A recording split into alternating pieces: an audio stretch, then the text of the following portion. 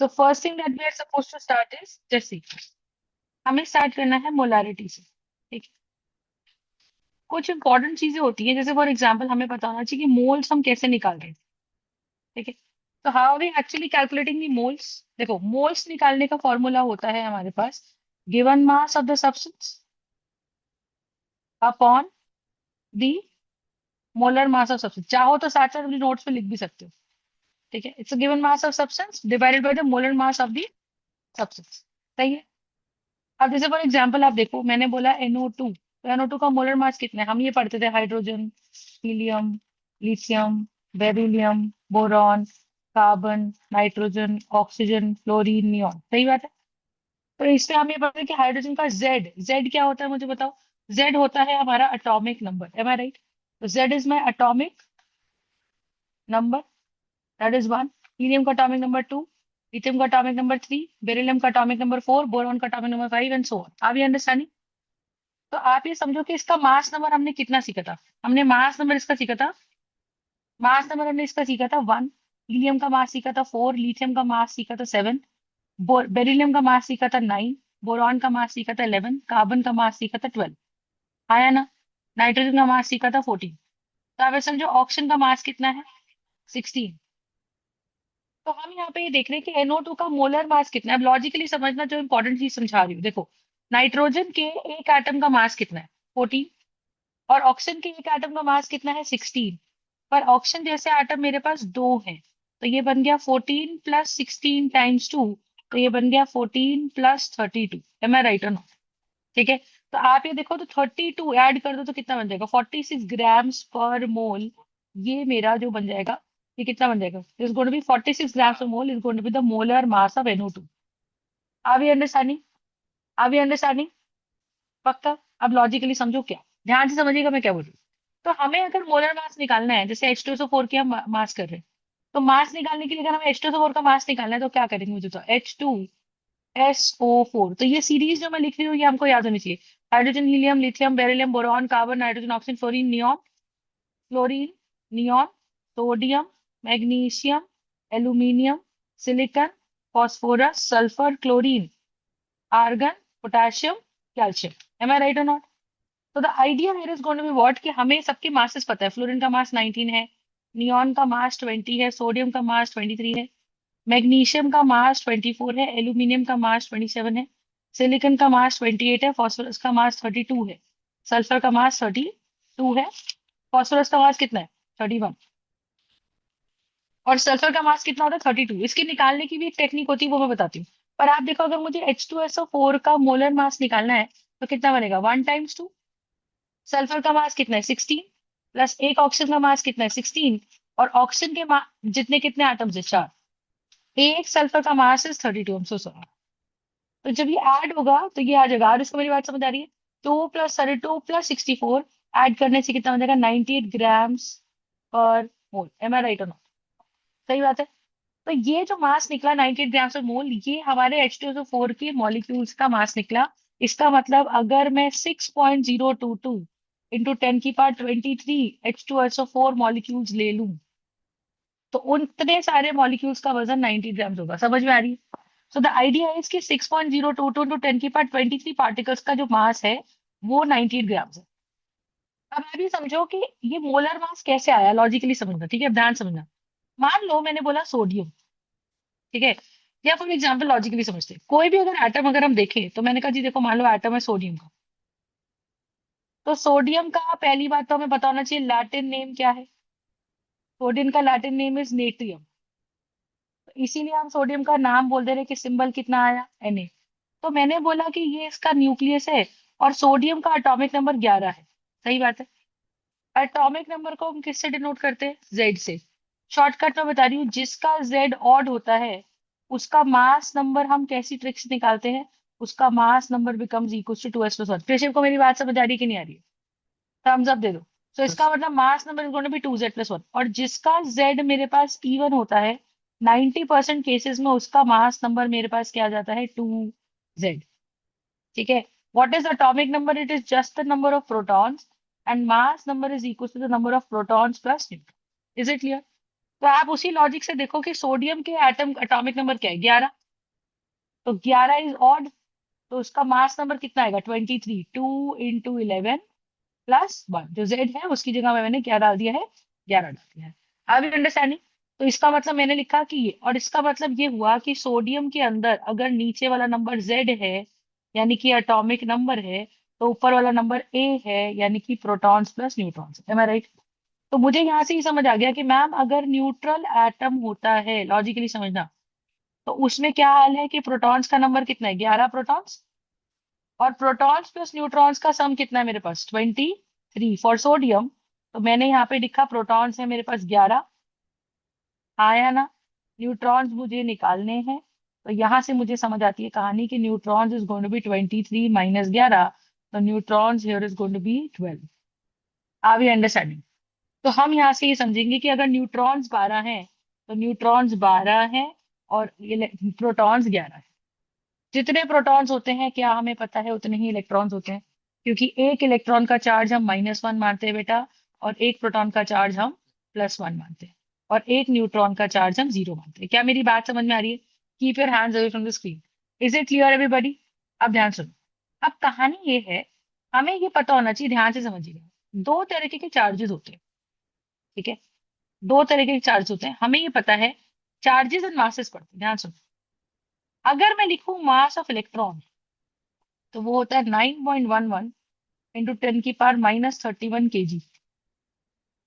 अगर मैं पढ़ूं मास ऑफ प्रोटॉन, तो वो कितना होता है बताओ? मास ऑफ प्रोटॉन होता है 1.674, 1.672 इंटू 10⁻27 kg। समझ में आ रही है बात? और मास ऑफ न्यूट्रॉन होता है 1.674 इंटू 10⁻27 kg। यस और नो? मुझे एक सिंपल सी बात बताओ, 10⁻31 का मतलब है 9.11 डिवाइडेड बाई 10⁻31, और ये है 1.67 अपॉन 10⁻27। तो डिनोमिनेटर में 10⁻27 छोटा, हाँ या ना? 10⁻27 छोटा। You stop following me. हाँ ठीक है, ठीक है। तो ये आ जाएगा कितना, 1.674 divided by 10⁻27। Am I right? तो मुझे बताओ 10⁻27 बड़ा कि 10⁻31 बड़ा? क्या बड़ा रोज? 27 बड़ा कि 31 बड़ा? 10⁻31 बड़ा। नहीं, डिनोमिनेटर में पॉजिटिव कर दिया मैंने। तो 10⁻31 बड़ा कि 10⁻27 बड़ा? 31 बड़ा। तो जिसका डिनोमिनेटर बड़ा वो वैल्यू छोटी। तो यहाँ से मुझे समझ आया कि मैम मास ऑफ इलेक्ट्रॉन तो बहुत ही छोटा है, क्योंकि 10⁻27 और 10⁻31 में 4 का गैप है, मतलब 10,000 टाइम्स छोटा है। यस और नो? लेकिन अगर हम बात करें मास ऑफ प्रोटॉन की और हम बात करें मास ऑफ न्यूट्रॉन की, तो क्या हो जाएगा मुझे बताओ? कि न्यूट्रॉन में अगर 2 और 4 हटा दूं, देखो, तो क्या न्यूमरेटर 1.67 1.67 हो गया, है ना? तो अगर ये 1.67 और ये 1.67 हो गया, इसका मतलब क्या है कि ये इक्वल है। तो इसका मतलब मैं क्या बोलूंगी कि टेंटेटिवली अगर देखें तो mass of proton is tentatively equal to mass of neutron. इनके मास में कोई खास फर्क नहीं है। हाँ, अगर आप थर्ड डेसिमल प्लेस को इंट्रोड्यूस करते हो 1.672, और आप यहाँ इंट्रोड्यूस करते हो 1.674, तो अगर मेरे को प्रिसाइसली लिखना हो तो मैं क्या लिखूंगी? सबसे ज्यादा मास ऑफ न्यूट्रॉन है, फिर हल्का सा कम मास ऑफ प्रोटॉन है, और फिर बहुत ही कम कौन है? Mass of electron. तो हमें ये याद रखना है कि electron is lighter by 1 lakh time, approximately 10,000 times, या अप्रोक्सीमेटली 1 लाख टाइम्स। किससे? न्यूट्रॉन्स या प्रोटॉन से। वरना समझ में आया? अब आप ये देखो कि चलो बहुत अच्छी बात है, अब कहानी समझो। क्या मैं क्या निकालने की कोशिश कर रही हूँ? मैंने सोडियम एटम फिर से बनाया। सोडियम के एटम में मेरे को पता है कि न्यूक्लियस में 11 प्रोटॉन है, 12 न्यूट्रॉन है और 11 ही इलेक्ट्रॉन्स है, क्योंकि हमें ये बात पता है कि protons are equals to that of electrons. Protons और इलेक्ट्रॉन्स इक्वल होने से क्या होता है? चार्ज बराबर हो जाता है, +11 और -11, and they become equal. So net charge here becomes equals to, net charge here becomes equals to 0, है ना? अब कहानी समझो। तो अगर मैं मास ऑफ वन एटम निकालूं, अगर मैं mass of one atom of sodium निकालूं, तो मैं क्या लिखूंगी? मैं लिखूंगी 11 times mass of one proton, where mp is representing what? Mass of one proton. Yes और no? Mn is representing mass of one neutron plus 12 times Mn. Yes or no? और इसको मेरी बात समझ आई? और Me is representing mass of one electron, तो ये हो जाएगा मेरे पास कितना, 11 times mass of one electron. अब ये अंडरस्टैंडिंग। अब आप सोच के देखो, क्या मुझे पता है कि एक इलेक्ट्रॉन बहुत बहुत बहुत छोटा है प्रोटॉन और न्यूट्रॉन के कंपैरिजन में, तो इसका मतलब 11 इलेक्ट्रॉन बहुत हल्के हो गए भाई। जैसे मैं बोलूँ कि एक अंगूर और एक पंपकिन में कितना डिफरेंस है, बहुत डिफरेंस है।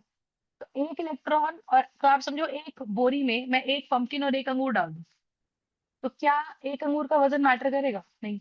ऐसे ही अगर मैं 11 अंगूर और 11 पंपकिन डाल दूं, तो 11 पंपकिन के सामने तो 11 अंगूर का वजन भी मैटर नहीं करने वाला।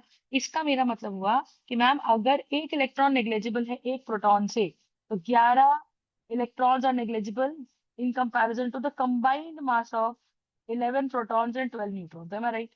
तो क्या इस पूरे मास के अंदर हम मास ऑफ इलेक्ट्रॉन को नेग्लेक्ट कर सकते हैं? कर सकते हैं। तो अगर हम मास ऑफ इलेक्ट्रॉन को नेग्लेक्ट कर सकते हैं, तो यहाँ से मेरे पास टोटल मास कितना बन जाएगा? Total mass of one atom, total mass of one atom of sodium कितना बन जाएगा? ये बन जाएगा मेरे पास 11 times Mp plus 12 times Mn। Yes और नो? पर अगर लॉजिकली देखो, अप टिल 2 डेसिमल प्लेस तो मास ऑफ प्रोटॉन और मास ऑफ न्यूट्रॉन दोनों सेम है ना? तो हम यहाँ से क्या बोलेंगे? हम बोलेंगे कि जी Mp is nearly nearly equal to Mn। Yes और no? Up till 2 decimal places, up till 2 decimal, up till 2 decimal places. 1 second, इसमें एनोटेशन का ऑप्शन कहाँ आता है? एक मिनट एक मिनट एक मिनट।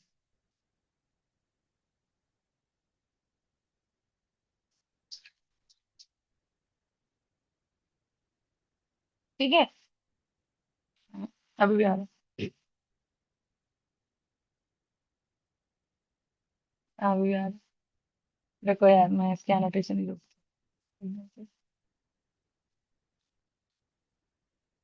उससे वो चला भी पा रहा है।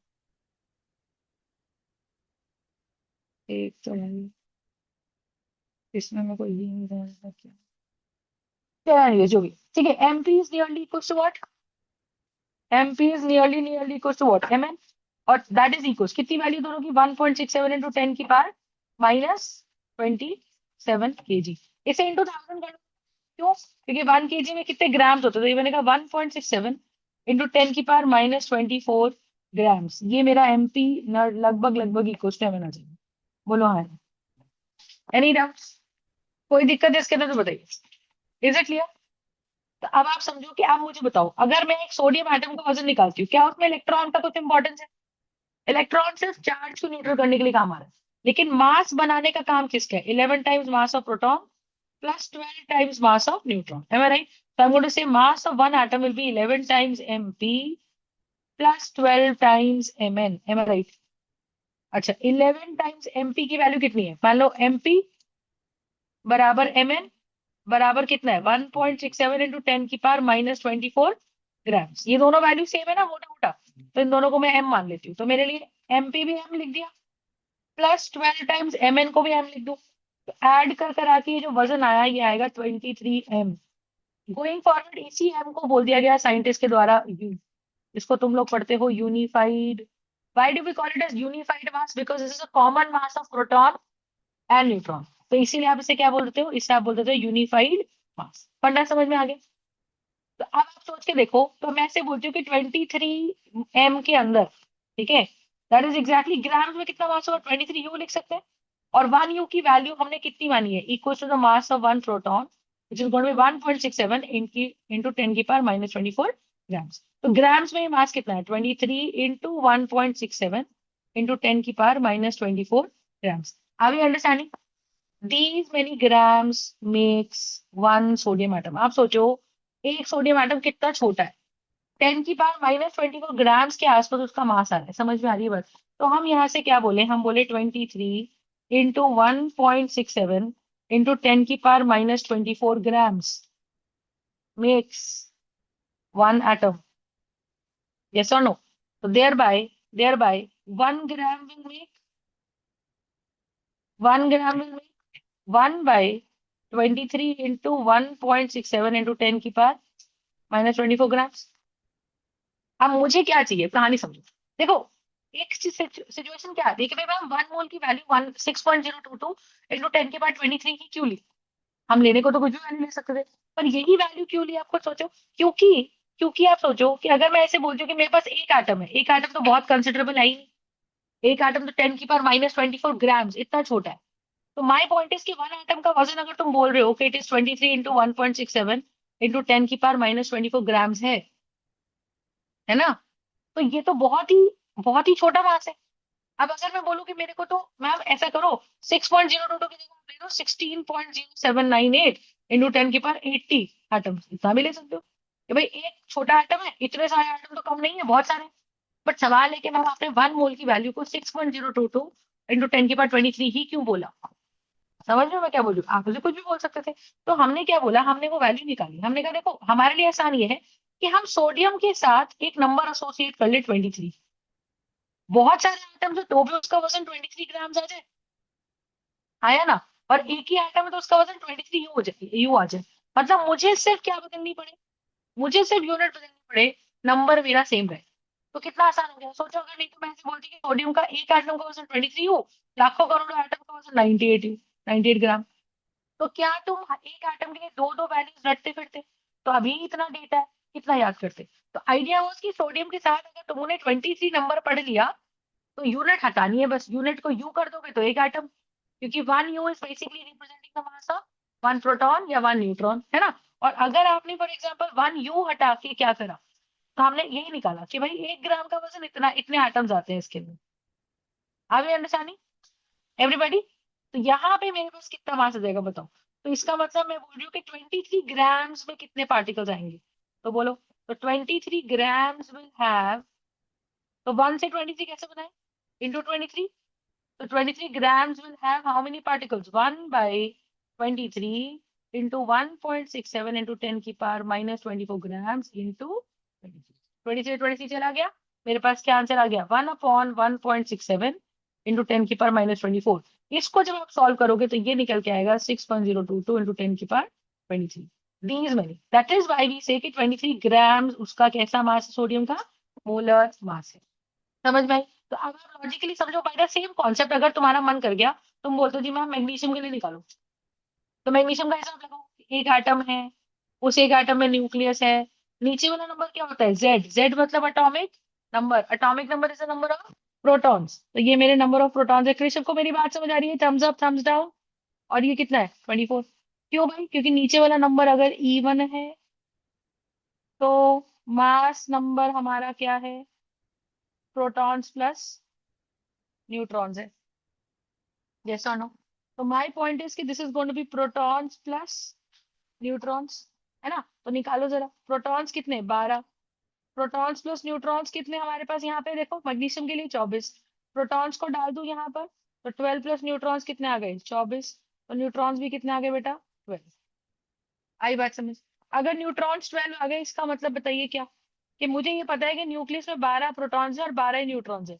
और जितने प्रोटॉन्स होते हैं बाहर की शेल्स में मेरे पास 2 8 2 करके, 1 2 3 4 5 6 7 8, 2 इलेक्ट्रॉन्स। तो ये कितने हो गए, 12 इलेक्ट्रॉन्स हो गए, बोलो हाँ ना? तो द आइडिया है इसके मैम वन, ये हमारे पास इस तरीके से पूरी सीरीज आ गई। कंसेप्ट क्लियर है, हाँ या ना, पक्का। अब लॉजिकली समझो, अब कहानी क्या है। कहानी ये है कि मैम अगर हम इसका मास निकालें मैग्नीशियम के एक एटम का, तो कितना बनेगा, 12 times mass of proton plus 12 times mass of 1 neutron plus 12 times mass of 1 electron. क्या एक इलेक्ट्रॉन का मास बहुत नेग्लेजिबल है, तो उड़ा दें इसको। तो बचा मेरे पास क्या, 12 times mass of 1 proton plus 12 times mass of 1 neutron, yes और नो। और मास ऑफ प्रोटॉन एंड न्यूट्रॉन लगभग लगभग बराबर है, तो मैं हर एक को क्या ले सकती हूँ, एन। तो 12m प्लस 12m ऐड करके क्या बन जाएगा, 24m। क्या m लिख लो, m is the mass of 1 proton, या u लिख लो। u बोल रहे हैं तो क्या बोलेंगे, u will be equals to called as unified mass. आगे बात समझ। तो हमने बोला कि एक एटम का वजन है 24 यू। तो यू बहुत छोटी यूनिट है, आप देखो यू कितना ग्राम्स है, 1.67 इंटू 10 की पावर -24 ग्राम। यू बहुत छोटा है, नहीं आई बात समझ? अगर यू बहुत छोटा है, समझ रहे हो, तो ये वाली वैल्यू अपनी है।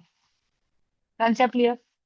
आइडिया समझ में आ गया? तो आप ये समझो कि अगर 1 यू की वैल्यू है 1.67 × 10⁻⁴ तो मैं क्या बोल रही हूँ, मैं कहती थी 24 u which is equal to 24 into 1.67 into 10⁻⁻⁴ it makes how many atoms? It makes 1 atom. Yes or no? Are we understanding? So this implies कि 1 gram of magnesium contains how many atoms? बताइए। 1 / 24 into 1.67 into 10⁻⁻⁴ atoms. Yes or no? And thereby अब मुझे 24 grams ही चाहिए। तो मुझे सवाल का जवाब दो, 24 यू बड़ा कि 24 grams बड़ा? 24 grams। आगे बात समझ? तो आप ये बताओ 24 ग्राम्स ऑफ मैग्नीशियम के अंदर भी कितने पार्टिकल्स आ जाएंगे? 1/24 इंटू 1.67 इंटू 10⁻⁻⁴ इंटू 24 ग्राम्स। क्योंकि अगर 1 ग्राम को 24 ग्राम बनाना है तो इधर 24 से मल्टीप्लाई करूंगी, तो इधर भी इसको 24 से मल्टीप्लाई कर दूंगी। सही बात है? And there by how much value do I get? 24 से 24 चला गया, फिर से वही आ गया 1.67 इंटू 10⁻⁻⁴। इसको सॉल्व करेंगे तो 6.022 इंटू 10⁻23। आई बात समझ?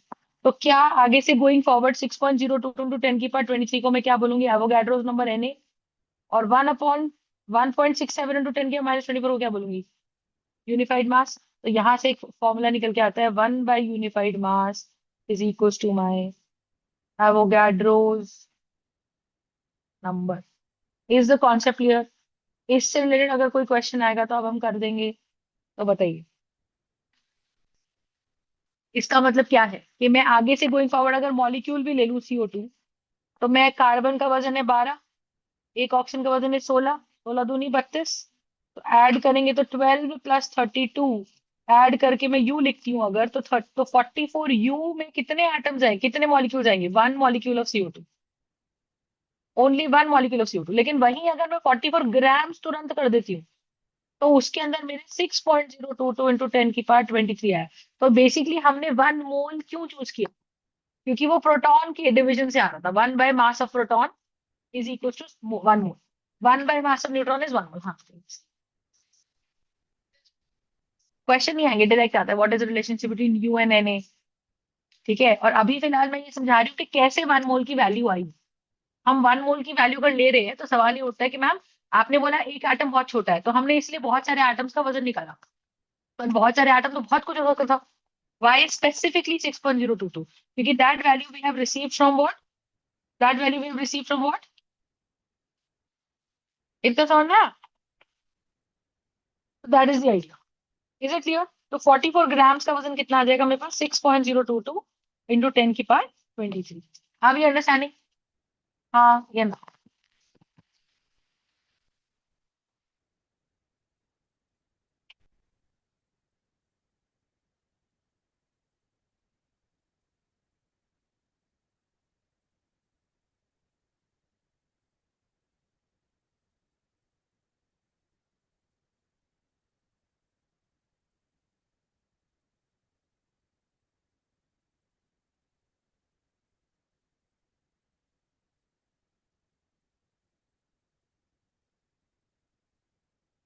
क्या?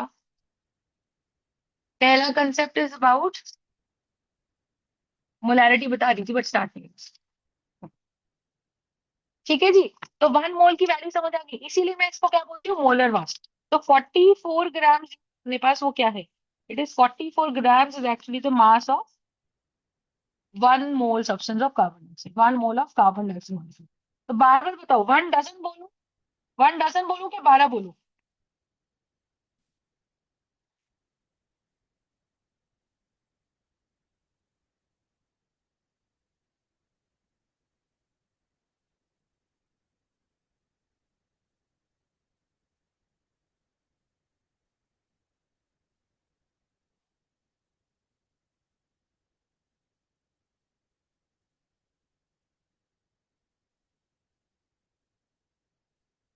Is it clear or not?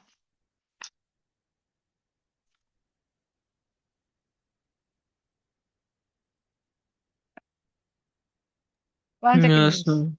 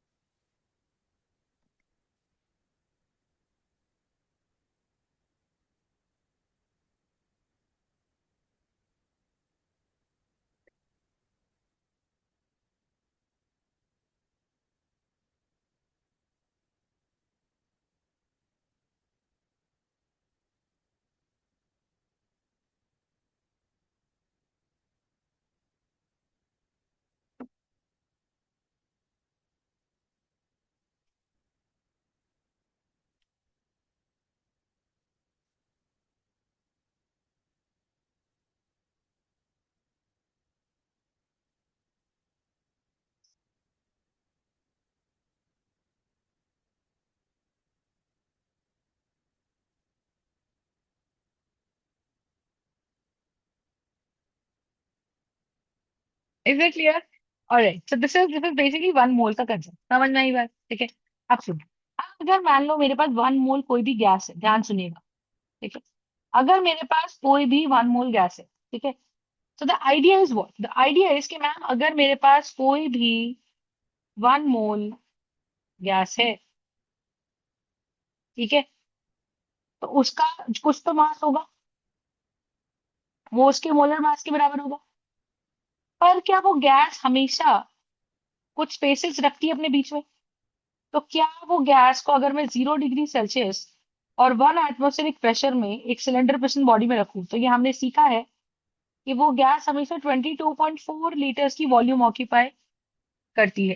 ठीक है। तो मेरे को ये समझ आ गया कि 1 मोल की गैस का कुछ तो मास होगा और कुछ तो वॉल्यूम भी होगी, और वो हमेशा 22.4 लीटर होगी, लेकिन at what, at 0 degree Celsius temperature and 1 atmospheric pressure.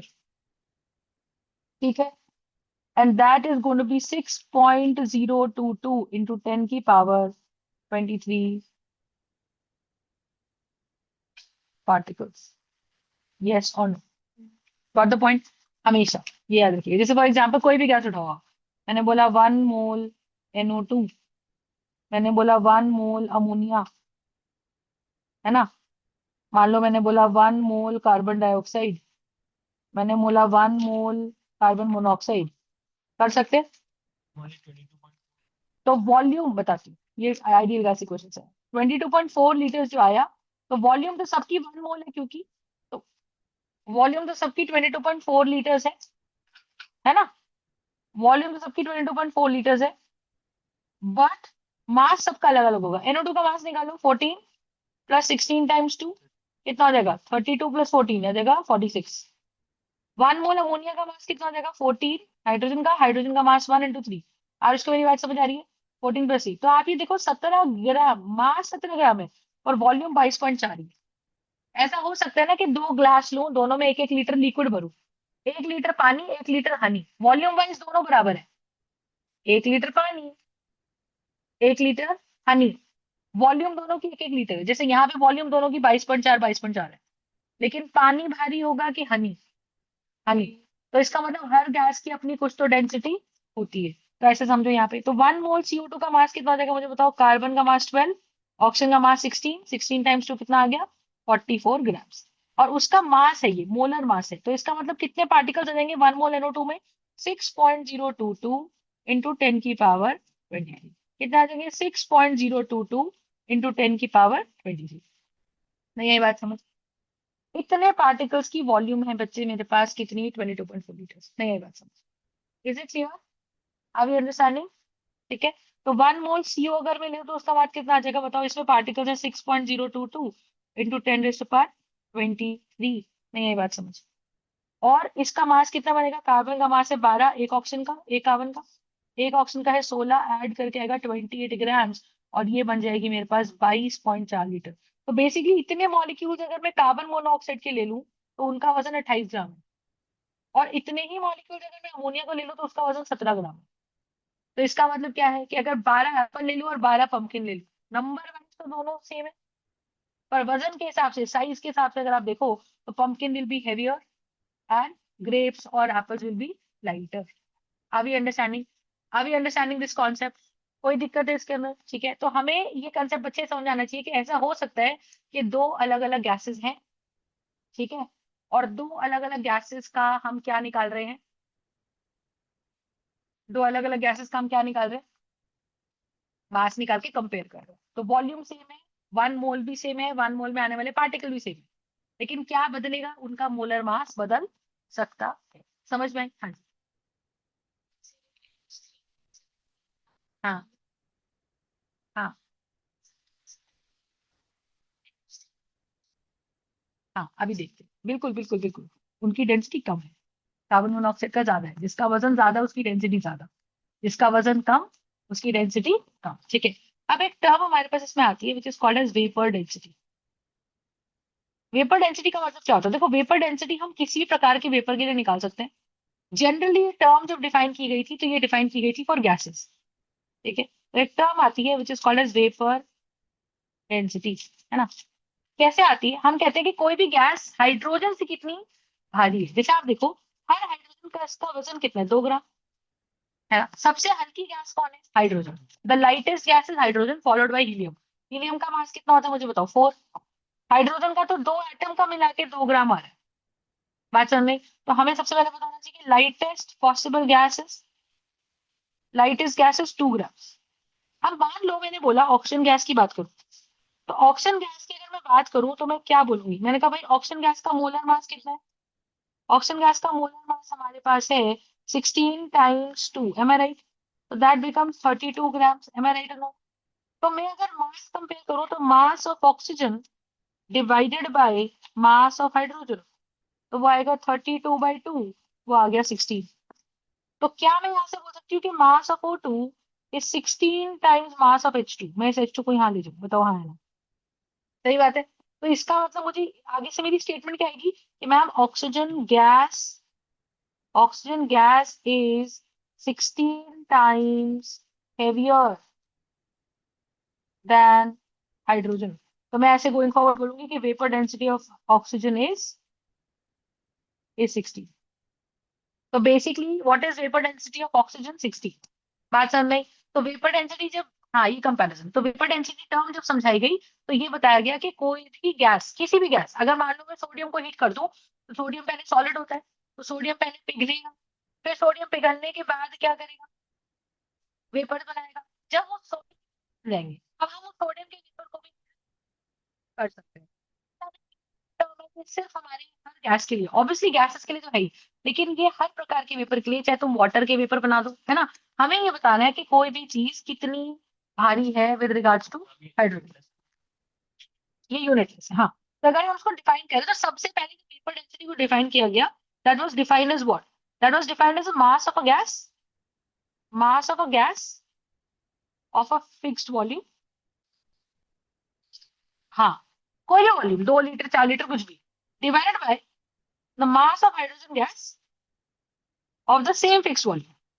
जो ऊपर वॉल्यूम ली है, मान लो अगर एक ऊपर जो मेरी डिजायर्ड गैस है, जो मेरी गैस अंडर ऑब्जर्वेशन है, वो मान लो ऑक्सीजन है, ऑक्सीजन का मैंने 2 लीटर ले लिया, तो हाइड्रोजन का मैं कितना ले लूँ? 2 लीटर, और उसका वजन नाप लूँ, है ना, फिक्स्ड वॉल्यूम। लेकिन फिर साइंटिस्ट ने कहा अगर फिक्स्ड वॉल्यूम करनी है तो let that fixed volume be 22.4। तो let the fixed volume be 22.4 litre, और 22.4 लीटर की कैसी है? It is a molar volume. Molar volume मतलब 1 मोल की वॉल्यूम है, बोलो हाँ। तो 1 मोल की वॉल्यूम कितनी ले ली? 22.4। तो mass of 22.4 litre of gas कितना होता है? 1 मोल गैस ले ली, divided by mass of 22.4 litres of hydrogen. तो वो बेसिकली एक प्रकार से इसका क्या बन गया? मोलर मास बन गया। तो वो बन गया इसका molar mass of the gas divided by molar mass of H2। बोलो हाँ है ना। तो यहाँ से मेरी वेपर डेंसिटी का फॉर्मूला आ गया, मोलर मास ऑफ H2 2 होता है, तो यानी कि ये आ जाएगा molar mass of the gas, molar mass of the gas divided by 2। बात समझ में? तो गोइंग फॉरवर्ड जो वेपर डेंसिटी होता है वो होता है कितना? Molar mass of the gas divided by 2। Is the concept clear? Yes और नो? Is it clear?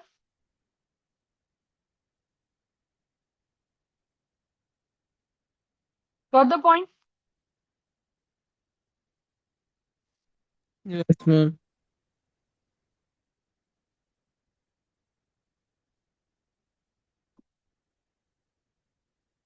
ठीक है, अब देखो, तो कंसेप्ट सामने आ गया।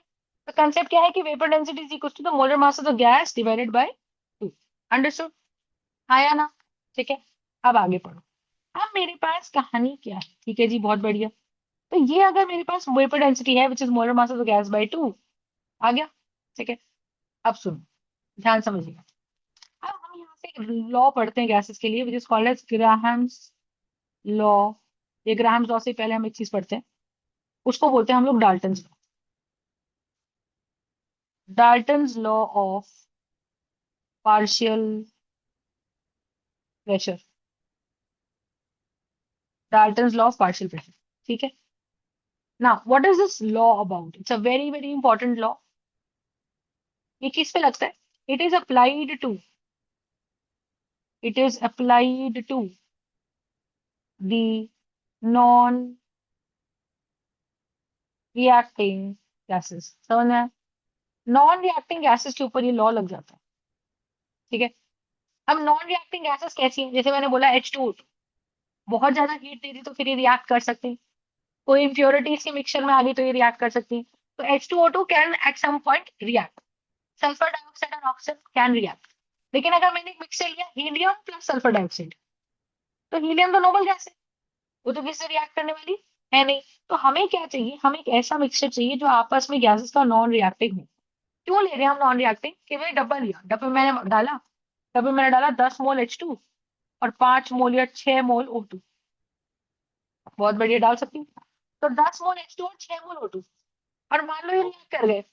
लेट्स से, रिएक्टिंग गैसेस ले ली, अब डब्बे में डाला, लेकिन मैंने कहा भाई किसी इंप्योरिटी के चलते वो रिएक्ट कर गई, तो मैं तो सारी कैलकुलेशन 10 और 6 से कर दूंगी। लेकिन हमें पता चला वो तो रिएक्ट करके वाटर बना चुकी है, हमारे पास बीकर में बचा ही 2 मोल H2 और 1 मोल O2 है। तो मेरी तो सारी कैलकुलेशन खराब हो गई। इसीलिए हमें कैसी गैसेस चाहिए इस लॉ के लिए? Non reacting gases. Are you understanding?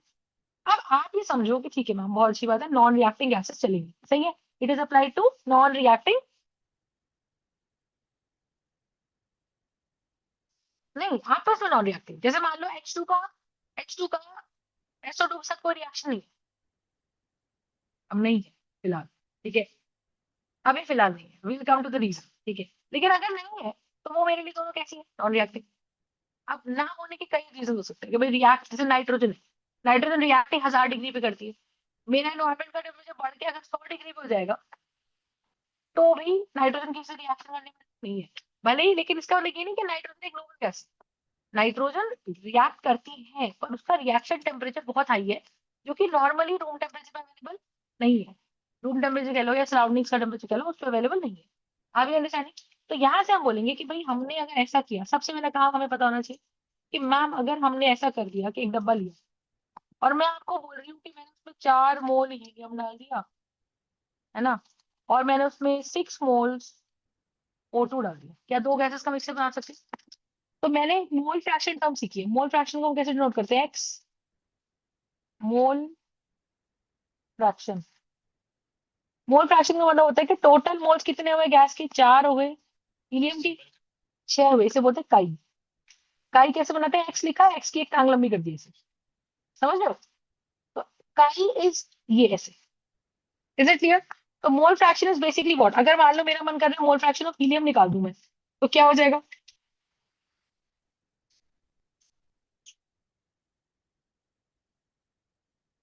ठीक है, तो यहां से मुझे बताओ ये क्या है? This is going to be chi of helium. तो how do I represent it? This is going to be moles of helium divided by moles of helium plus moles of oxygen. Are you understanding? तो moles of helium कितने हैं? 4, और helium plus ही कितने हैं? 10। तो 4/10 कितना आ गया आंसर? 0. Are you understanding? ये फॉर्मूला होता है। जैसे अगर मैंने कोई मिक्सचर बनाया, तो मैं सबके मोल्स बता सकती हूँ ना कि 2 मोल ये मिलाया, 4 मोल ये मिलाया, 5 मोल ये मिलाया। तो सबके मोल्स में से एक का मोल ऊपर ले लो और नीचे टोटल मोल्स ले लो, इसे मोल फ्रैक्शन कहते हैं। हाँ, तो ऐसे मोल फ्रैक्शन ऑफ O2 निकालूंगी तो क्या लिखूंगी? 6/4 + 6 is going to be 6/10. The answer is going to be 0.6. Got the point? So the answer here is going to be what?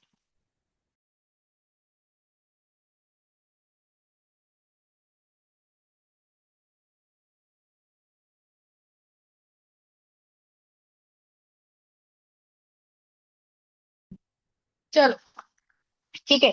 तो यहां से हमें क्या मिल गया? Mole fraction of O2 will be equal to what, 6/10। समझ में आया? तो किसी भी मिक्सचर के लिए अपन लोग क्या कर सकते हैं? किसी मिक्सचर के अपन लोग टोटल मोल फ्रैक्शन निकाल सकते हैं।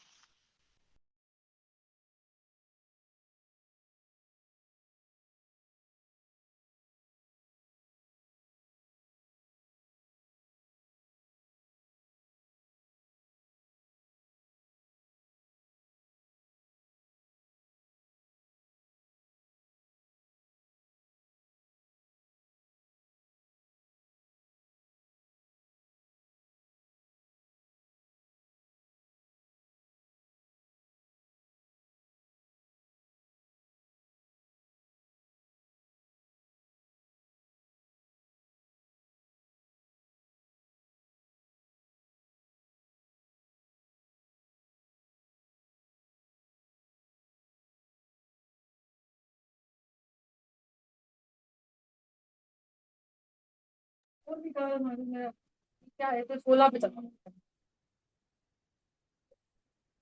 खुद में निकाल देती हूँ। परेशान हो।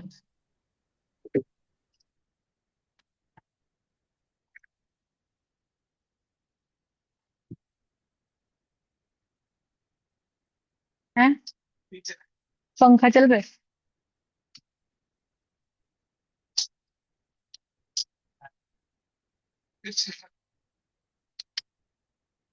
बाहर से ऑफ हो गया क्या?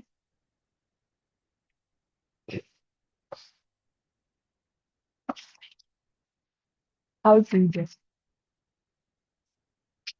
अभी सारी लाइटें वाइटें ऑन कर दो, सही रहेगा।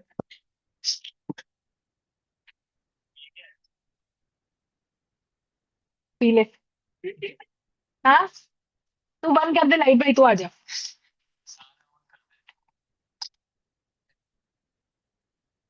चलो अब देखो। तो बेसिकली अगर मैंने एक डब्बा लिया और उस डब्बे में मैंने क्या किया, मैंने उसमें डाला 4 मोल हीलियम और मैंने उसमें डाला 6 मोल ऑक्सीजन। कोई बात नहीं। तो मैं यहाँ से लिख सकती हूँ मोल फ्रैक्शन ऑफ हीलियम, लिख सकती हूँ फिर लिख सकती हूँ मोल fraction of helium will be what, moles of helium divided by moles of helium plus moles of oxygen.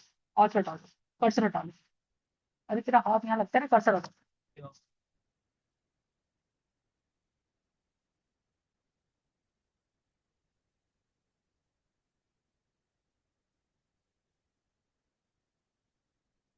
ठीक है, तो मोल्स भी आ गए। ठीक है, तो यहाँ से कितना आ गया? Moles of helium will be what, 4/10। कितना है मोल फ्रैक्शन? 0.4, है ना? ऐसी मोल फ्रैक्शन निकालू मैं O2 का, तो वो कितना आएगा? 6/6 + 4 मिक्सचर में। तो कितना आ गया? 0.6। ऐसा भी हो सकता है कि मैं एक मिक्सचर बनाऊं और मैंने बोला कि मेरे पास 4 मोल O2 है, 3 मोल हीलियम है, 2 मोल H2 है, 1 मोल नियॉन है। लिख सकती हूँ? तो मेरे पास कितने कॉम्पोनेंट्स हो गए? 4। तो मैं लिखूंगी mole fraction of O2 will be equal to what, that will be equal to 4/10। Mole fraction of helium will be equal to what, it will be equal to 3/10। अगर मैं लिखूं mole fraction of H2, it will be 2/10। और मैं यहाँ से बोलूंगी mole fraction of N2, this will be 1/10। आप understanding neon या N2 जो भी मानो। कॉन्सेप्ट क्लियर है तो बताओ। तो आइडिया है कि हमारे पास कोई भी मिक्सचर हो जाए, हम ये मान के चलते हैं। हाँ, ठीक है। तो ये हमारे पास क्या दे दिया गया? एक नॉन रिएक्टिंग गैसेस दे दी गई। हमने क्या निकाला? उनका इंडिविजुअल मोल फ्रैक्शन। समझ लगे? है H2O2 नहीं बनाया, H2 अलग गैस है, O2 अलग गैस है। It's not H2O2, it is a gas. अभी अंडरस्टैंडिंग? यस और नो? रिएक्ट नहीं करे, आपस में रिएक्ट नहीं करे। सही है? अब लॉजिक देखो। अब मैंने ये बोला कि ठीक है जी, बहुत बढ़िया, ये हो गया। अब इसको अब यहाँ देखो क्या है। अब सोच के देखो कि एक डब्बा लिया, सेम डब्बा जिसकी वॉल्यूम कितनी है? V। ठीक है, सेम डब्बा जिसकी वॉल्यूम कितनी है? V। ठीक है, V मतलब मैंने बोला कि मान लो 2 लीटर का डब्बा है। आप सोचो कौन कौन सी गैसें ली थी? Helium, H2, O2, neon. 4 गैसें ली थी। हीलियम के कितने मोल्स दिए थे? 4 मोल। हाइड्रोजन के कितने मोल्स दिए थे? 3 मोल्स।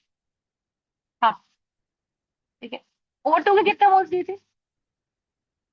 O2 के मोल्स दिए थे आप लोगों ने 4, 3, H2 के लिए थे 2। हीलियम के लिए थे हम लोगों ने 3 मोल्स। H2 के लिए थे हम लोगों ने 2 मोल। O2 के लिए थे हमने 4 मोल। और नाइट्रोजन या नियॉन के लिए थे हमने 1 मोल। ठीक है, अब ऐसे सोचो कि सेम 2 लीटर के डब्बे में मैंने सिर्फ हीलियम डाला 3 मोल, तो क्या हीलियम के मॉलिक्यूल्स आएंगे? क्या हीलियम के मॉलिक्यूल्स दीवार पे टकराएंगे? दीवार पे टकराएंगे तो इस डब्बे की दीवार पे फोर्स लगेगी, और फोर्स पर यूनिट एरिया क्या होता है? प्रेशर। तो अकेली हीलियम गैस ने अंदर की तरफ कुछ तो प्रेशर बनाया। ठीक है, फिर मैंने सेम डब्बा लिया, सेम 2 लीटर का डब्बा, और जब मैंने फिर से सेम 2 लीटर का डब्बा लिया, ठीक है, और मैंने उसमें सिर्फ डाली हाइड्रोजन। कितनी डाली? हाइड्रोजन ली थी 2 मोल। तो क्या वो हाइड्रोजन के मॉलिक्यूल्स हो जाएंगे और वो दीवारों पे टकराएंगे? तो वो इंडिविजुअल प्रेशर बनाएंगे हाइड्रोजन का। बोलो भाई, वो इंडिविजुअल प्रेशर किसका बनाएंगे? हाइड्रोजन का। फिर मैंने सेम 2 लीटर डब्बा लिया, किसका? सेम 2 लीटर डब्बा लिया, उसमें डाला मैंने 4 मोल ऑक्सीजन, और उसने अपना कुछ तो प्रेशर बनाया। बोलो हाँ ना? मैं क्या रखने की कोशिश कर रही हूँ, what I am trying to do is I am trying to keep the fact कि मैम वॉल्यूम अगर हमने सेम रख दी, वॉल्यूम अगर हमने सेम रख दी और अलग अलग बारी बारी एक एक गैस डब्बे में भरी, तो क्या हर गैस ने अपना प्रेशर बनाया? प्रोवाइडेड सबका बाहर का टेम्परेचर मान लो 25 डिग्री। बोला है, प्रोवाइडेड बाहर का सबका टेम्परेचर कितना? 25 डिग्री था। तो हर गैस का अपना प्रेशर आया। तो इस इंडिविजुअल प्रेशर को क्या कहते हैं? लिखो, the pressure exerted by the pressure.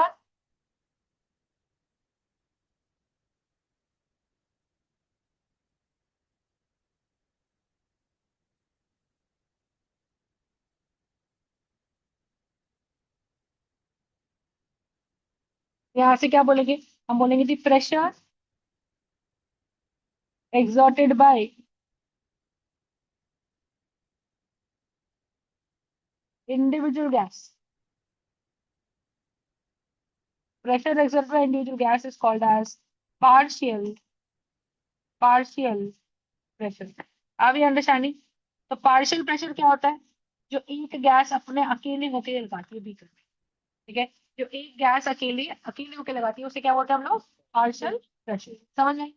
अब आप ही समझो कि अगर मैंने वही 2 लीटर का डब्बा लिया, लॉजिकली समझना, तो क्या 4 डिफरेंट अलग अलग गैस से, एक गैस है हाइड्रोजन, एक गैस है हीलियम, एक गैस है ऑक्सीजन, एक गैस है नियोन, क्या हर गैस की तो बोलूंगी pressure of hydrogen into volume of hydrogen equals to number of moles of hydrogen R T। बोलो हाँ ना? सही है। T ये हमारी आइडियल गैस इक्वेशन होती है जो हर गैस पे लग सकती है, ये हमने लास्ट क्लास में सीखा, बताई थी। R की मैंने मतलब नहीं बताया, मैंने बोला R is universal gas constant. हाँ, तो pressure of helium into volume of helium equals to number of moles of helium R T। PV equals to nRT होता है। तो PV इक्वल्स टू nRT में n क्या है? Number of moles of the gas. T is the temperature at which the gas is being kept। P is the pressure inside the beaker। है ना? हाँ, ऐसे ही ऑक्सीजन के लिए क्या लिख सकती हूँ? Pressure of oxygen into volume of oxygen is going to be number of moles of oxygen into R T. बोलो है ना? और ऐसे ही मैं और क्या लिख सकती हूँ? Pressure of neon into volume of neon is going to be number of moles of neon into R T. बोलो है ना? Concept clear? Is the concept clear? Yes और no? Is it clear or not? Just tell me. ठीक है, तो the idea here is what, कि ma'am हमारे पास हम हर गैस के लिए आइडियल गैस इक्वेशन लगा सकते हैं, पर हम क्या कर रहे हैं? हम अलग अलग रियल में तो हम क्या कर रहे हैं? हम सारी गैसेस को एक ही डब्बे में भर दे रहे हैं। हमने तो सोचा क्या, हमने कहा कि भाई मैम एक डब्बा लिया 2 लीटर का, 2 लीटर का डब्बा लिया। अब मैंने उसके अंदर भाई हाइड्रोजन भी भर दी, और मैंने 1 मोल नियॉन भी भर दी, और हाइड्रोजन के साथ हीलियम भी भर दिया, और ऑक्सीजन भी भर दिया। आया ना? मैंने तो सब कुछ भर दिया। तो क्या ये चारों गैसेस अब जो है, आप सोच के देखो मैंने कितना लिया था? हमने लिया था, तो एक डब्बे के अंदर आप सोचो एक डब्बे के अंदर मैंने चारों गैसेस भर दी, 3 मोल हीलियम के भर दिए, 2 मोल हाइड्रोजन के भर दिए, 4 मोल ओटो के भर दिए और 1 मोल नियॉन के भर दिए। बात समझ में आ रही है कि नहीं आ रही? तो आप मुझे बताओ कि ये सारी की सारी गैसेस जो है वो अपने अपने हिसाब से प्रेशर लगाएंगी। तो इस डब्बे का जो टोटल प्रेशर बनेगा पी टोटल, क्या वो pressure of helium plus individual pressure of hydrogen plus individual pressure of oxygen plus individual pressure of neon, इससे बनेगा कि नहीं बनेगा? बनेगा। अगर वो इससे बनेगा, इसका मतलब क्या? इसका मतलब कि मैं ऐसे करती हूँ कि पी टोटल, अब डब्बा, इफ, देखो इसको, if we have all the gases filled at once in the same beaker, तो क्या कंडीशन आएगी बताओ?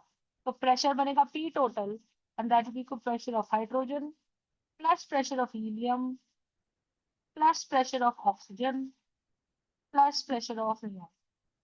M I right? ये देखो गैस की तो कोई वॉल्यूम नहीं है ना, मैं जितने बड़े डब्बे में रख दूं, मैंने डब्बे की वॉल्यूम फिक्स कर दी। 2 लीटर है, तो मैंने क्या करा, एक बार में 4 गैसेस दी, पानी में 2-2 लीटर में देखा, 2-2 लीटर में देखा कितना pressure बना है, तो मैंने फोर्सफुली 2 लीटर। हाँ, नहीं चारों की नहीं, चारों गैसेस को इंडिविजुअली देखेंगे तो भी 2 लीटर में। सोच के देख, अगर कोई मॉलिक्यूल घूम रहा है, ये हाइड्रोजन आया, तो हाइड्रोजन मॉलिक्यूल स्टैटिक थोड़ी है, ये यहाँ से चला जाएगा, ये हो जाएगा। तो ऐसा थोड़ी है कि जितने भी लाखों पॉइंट्स डब्बे में,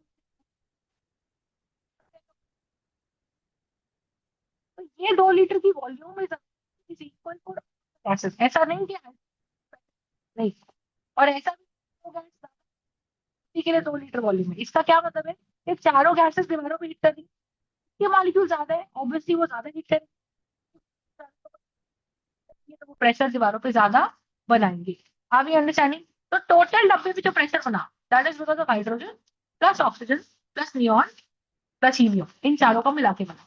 तो क्या मैं फॉर ऑल द गैसेस बोल सकती हूँ कि पी टोटल, जैसे मैं पीवी इक्वल्स टू एनआरटी लिखती हूँ, तो मैं total PV is equals to NRT, अरे हाँ या ना?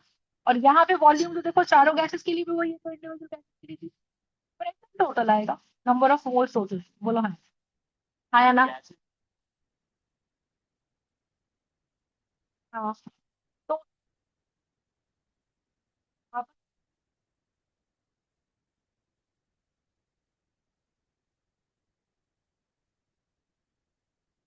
प्रेशर, तो इसी का प्रेशर बढ़ा, तभी तो net pressure total is hydrogen, P total will be greater than individual pressure of helium, P total will be greater than individual.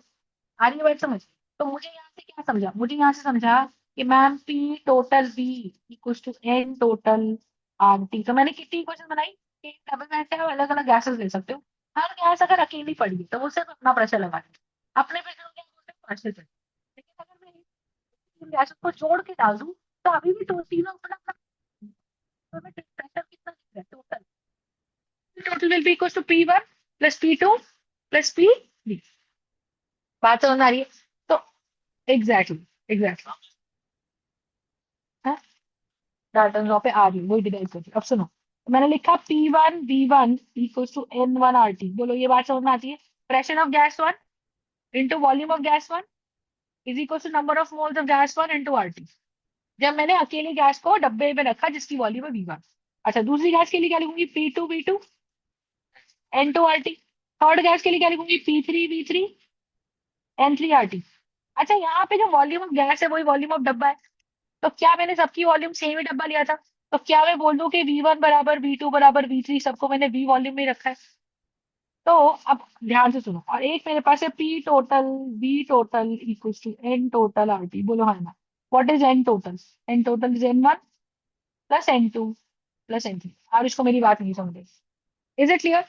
अब मैं क्या कर रही हूँ, कंडीशन 1 और कंडीशन 4 देखो, इनको डिवाइड करो उठा के। ये कंडीशन 2 है, ये कंडीशन 3 है। तो कंडीशन 1 को मैं अगर डिवाइड कर दूं कंडीशन 4 से, तो मुझे क्या मिलेगा? P1 V1 by P2 V2 equals to N1 RT by N T R T, बोलो हाँ ना। आर टी से आर टी चला गया, तो यहाँ से क्या बना, वी से वी चला गया। क्यों? क्योंकि हमने जिस डब्बे में इंडिविजुअल गैस रखा था उसी डब्बे में वी टोटल को भी वही गैस, डब्बा मैंने चूज किया है उसी में मैंने चारों गैसें घुसा घुसा दी। तो यहाँ से आया P1 बाय पी टोटल। नहीं, एक्सपेरिमेंट जब करा गया उसमें टेम्परेचर इंडिविजुअल गैस के लिए भी जो रखा था वही टोटल गैसेस के लिए भी वही रखा। ये एक्सपेरिमेंटल बेस्ड लॉ है, ऐसा नहीं कि अलग हो जाएगा कि तुमने एक्सपेरिमेंट किया आधे घंटे बाद गर्मी बढ़ गई, नहीं। We maintain the temperature.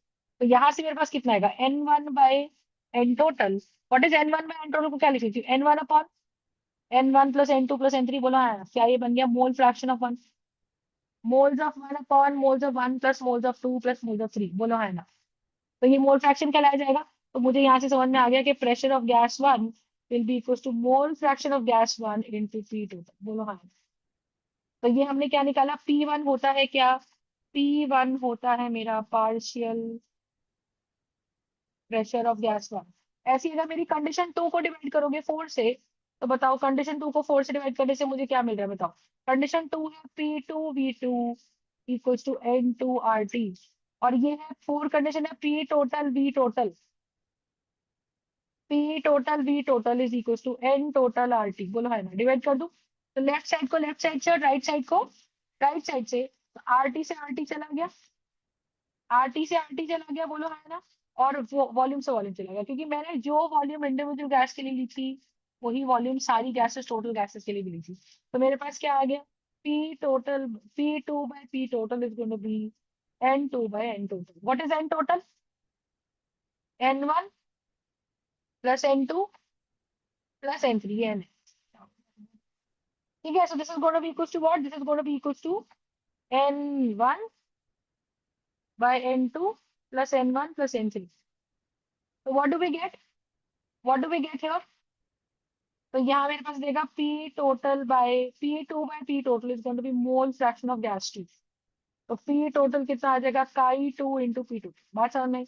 तो मुझे आप सोच के देखो, अगर एक सिंपल सा क्वेश्चन ऐसे आता है, और ये क्वेश्चन आता है, ठीक है, ये क्वेश्चन ऐसे आता है, क्वेश्चन कहता है कि एक डब्बा है, ये कान बंद कर दे।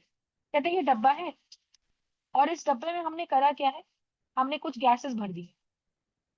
तो जब इस डब्बे में हमने कुछ गैसेस भर दी तो हमने कहा कि भाई इस डब्बे में दो गैसेस है, gas A plus gas B plus gas C, और इन तीनों गैसेस ने मिला के जो टोटल प्रेशर बनाया है ना, ठीक है, वो बनाया है 16 एटमॉस्फेयर। तीनों गैसेस ने मिला के कितना प्रेशर बनाया है, 16 एटमॉस्फेयर। ठीक है, मुझे क्वेश्चन कह रहा है इसका 4 मोल है, इसका 6 मोल है, इसका 5 मोल है। गैस सी का 5 मोल है, गैस बी का 6 मोल है, और गैस ए का 4 मोल है। क्वेश्चन मुझसे कहता है बताओ individual partial pressure of, question कहेगा calculate the calculate the partial pressures of gases A B and. तो हमारे पास फॉर्मूला आ गया, इसी को डाल्टन्स लॉ कहते हैं। डाल्टन्स लॉ क्या कहता है कि एक गैस जो इंडिविजुअल प्रेशर लगाती है, कीपिंग वॉल्यूम और टेम्परेचर टेबल पे, तो हम ऐसे केस में क्या कर सकते हैं, टोटल प्रेशर ऐड कर दे अगर इंडिविजुअल, तो टोटल प्रेशर ऐड करने से मुझे क्या मिल जाएगा, सारे इंडिविजुअल पार्शियल प्रेशर ऐड करने से मुझे क्या मिल जाएगा, टोटल प्रेशर। तो हमें क्या पता है, हमें पता है कि P of gas A will be equal to what, mole fraction of gas A into P total. मुझे पूरे डब्बे का 16 एटमॉस्फेयर का टोटल प्रेशर पता है। तो मेरे को pressure of gas A individually अगर निकालना है, पार्शियल प्रेशर मतलब इंडिविजुअल गैस का प्रेशर, तो वो क्या आ जाएगा, moles of gas A upon moles of gas A plus moles of gas C plus moles of gas C into P total which is 16। Moles of gas A कितने हैं बताओ, 4 mole, तो 4 mole upon 4 plus 5 plus 6 into 16, तो ये देगा 4/15 into 16। Yes और no, this is gonna with the partial pressure of gas A, yes और no. तो partial pressure of gas A here is going to be, you can tentatively this is going to be 1 point something, 1.09 के आसपास आएगा ये, है ना। तो ये सॉल्व करोगे तो कितना आएगा, 4 9 36, तो 4.36 एटमॉस्फेयर का प्रेशर कौन दे रहा है अकेले। इतना प्रेशर 16 एटमॉस्फेयर का कितना कंपोनेंट बना रहा है, pressure of gas. Is this part clear,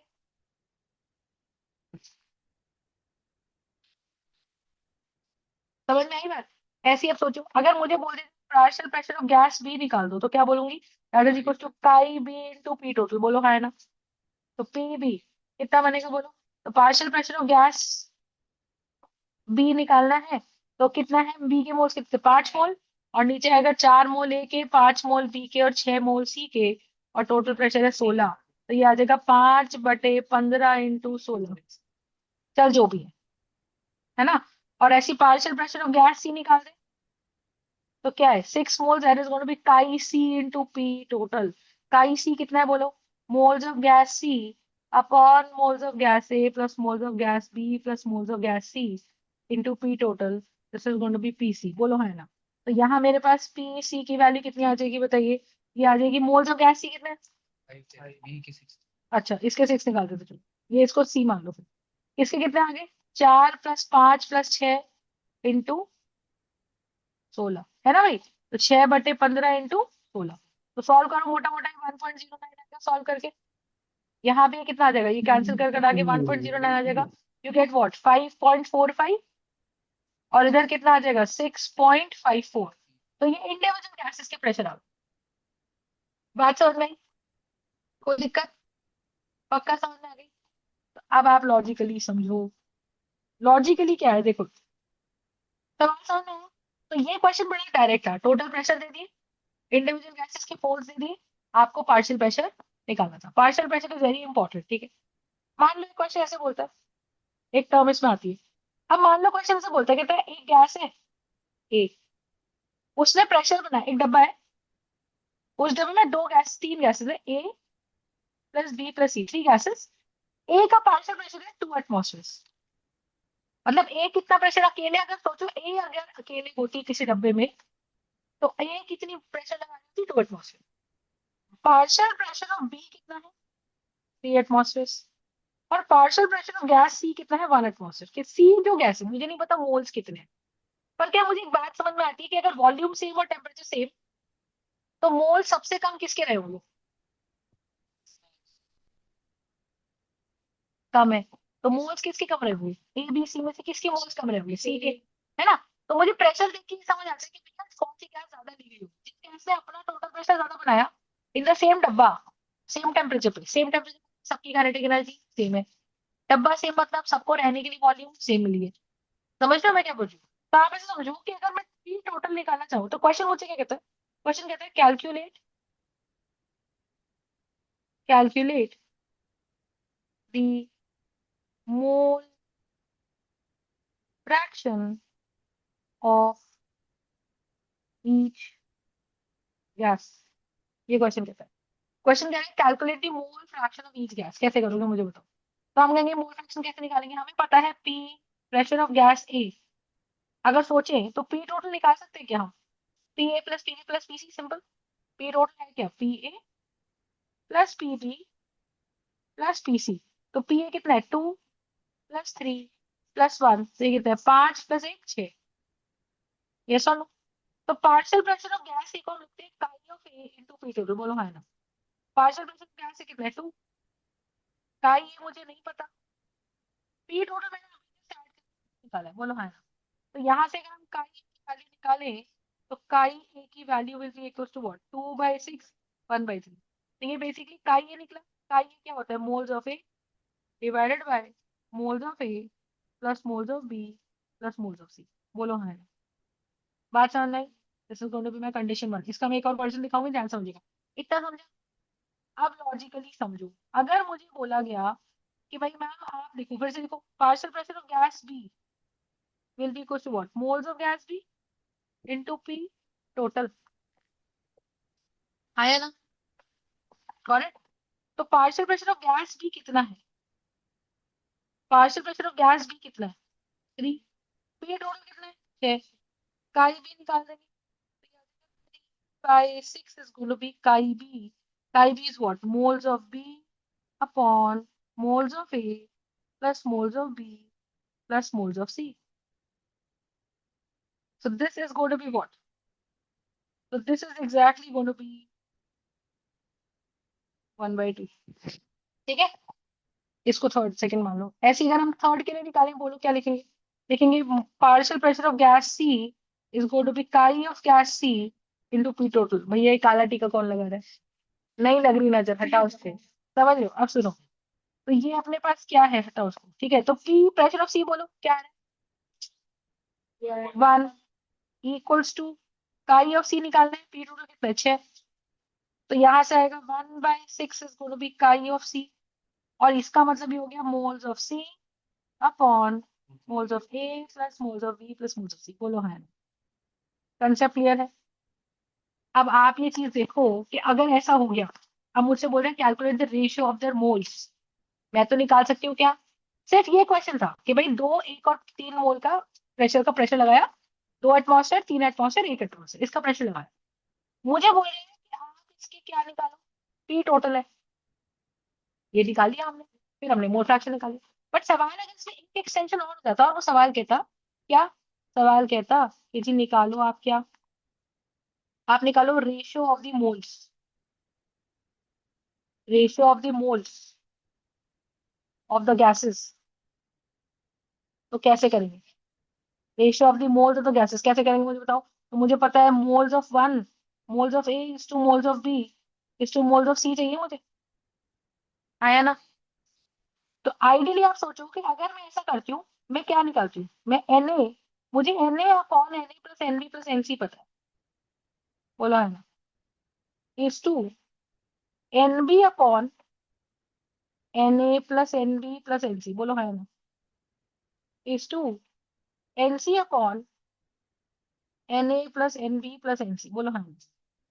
तो ये तो मोल फ्रैक्शन ही हो गए। तो ए का मोल फ्रैक्शन बोलो कितना आया था? 1/3। ये सुन लो। तो आप सोच के देखो, अगर ये कट जाएगा तो मुझे एन एस टू एन मिल जाएगा। तो कहना है ऐसे जो रेशियो मेरे फ्रैक्शन का है, वही रेशियो मेरे मोल्स का भी। तो it's a very important term और rule that the ratio of the mole fractions, ratio of the mole fractions is equal to the ratio of their individual ratio of their moles. Are we understanding? Pressure को मेरी बात समझ आ रही है? Is it clear? Yes or no? Is this concept clear? तो हमने कहा जी ठीक है, ये आ गया। अब निकालो V का मोल फ्रैक्शन कितना था और C का कितना था? 1/6। अब आपको नंबर चाहिए, फ्रैक्शन में रेशियो नहीं आता। तो 3 2 डिनोमिनेटर देखो, 3 2 6, 3 2 6 का 6 से मल्टीप्लाई कर दो सबको। सबको 6 से मल्टीप्लाई कर दो, मेरा रेशियो कितना आ जाएगा? 2:3:1। तो मतलब मोटा मोटा मुझे समझ आ गया कि 2 मोल ए है, 3 मोल बी है और 1 मोल मोटा मोटा। तो 2:3। Is it clear? कोई दिक्कत? एवरीबॉडी? ठीक है। This is my Dalton law of partial pressure. What does my Dalton law of partial pressure tells me? That अगर मेरे को एक डब्बा दिया जाए, उसमें तो पार्शियल प्रेशर ऑफ गैस है, लेकिन अगर उसमें बहुत सारी गैसेस भर दोगे तो हर गैस अपना इंडिविजुअल प्रेशर लगाती है। हर गैस के प्रेशर को हम क्या बोलते हैं?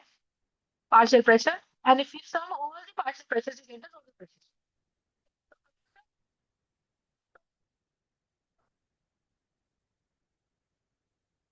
कर लो तुम। तो हम लिखेंगे P I is equal to chi I into P total. I मतलब मुझे नहीं पता कौन से नंबर की गैस है, 1 2 3 4 जो भी बोल। This is going to be pi is going to be chi I into p total. This is going to be my answer. Understood my point or not? I is a counter, 1 2 3 4 कुछ भी लिख दे। तो अगर मैं 10 gases भर रही हूँ तो ऐसे तो क्या लिखूंगी बताना देना, पी टोटल को क्या लिखूंगी? स्टैटिस्टिक्स पढ़ी है 9th में?